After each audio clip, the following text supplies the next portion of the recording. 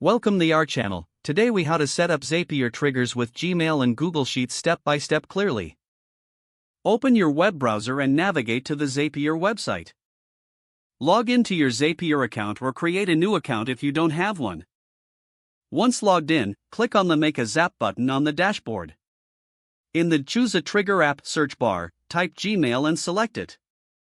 Now, choose the specific trigger event you want to use, such as new email.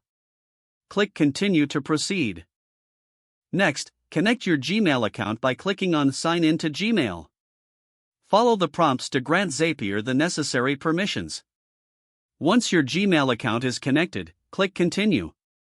You will now need to set up the trigger by selecting specific criteria, like filtering by email address or subject. After configuring the settings, click Continue. Now, test the trigger to ensure Zapier can pull in an example email. Once the test is successful, click Continue. Next, it's time to set up the action. In the Choose an Action App search bar, type Google Sheets and select it. Choose the action event, such as Create Spreadsheet Row, and click Continue. Connect your Google Sheets account by clicking. Once connected, click Continue to set up your Google Sheets action. Select the specific Google Sheet and worksheet where you want to send the data. Now, map the data fields from your Gmail trigger to the columns in your Google Sheet. Make sure each field corresponds correctly. After mapping, click Continue.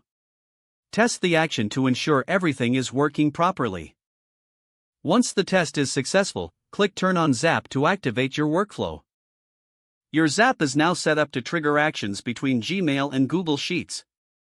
If the page does not load, refresh the browser or try again in a private or incognito window. Make sure you are using the correct email address, then retype it carefully to avoid small typos. If your password is not accepted, use the reset option and create a new strong password you can remember. Check your spam folder for verification or security emails, then complete any requested confirmation steps. Enable two-factor authentication if available to improve account security and reduce unauthorized access risk.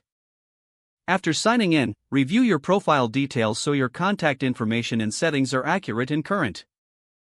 If you see an error message, note it down and try again after restarting your device and internet connection. Log out when you finish, especially on shared devices, to keep your account and payment information secure.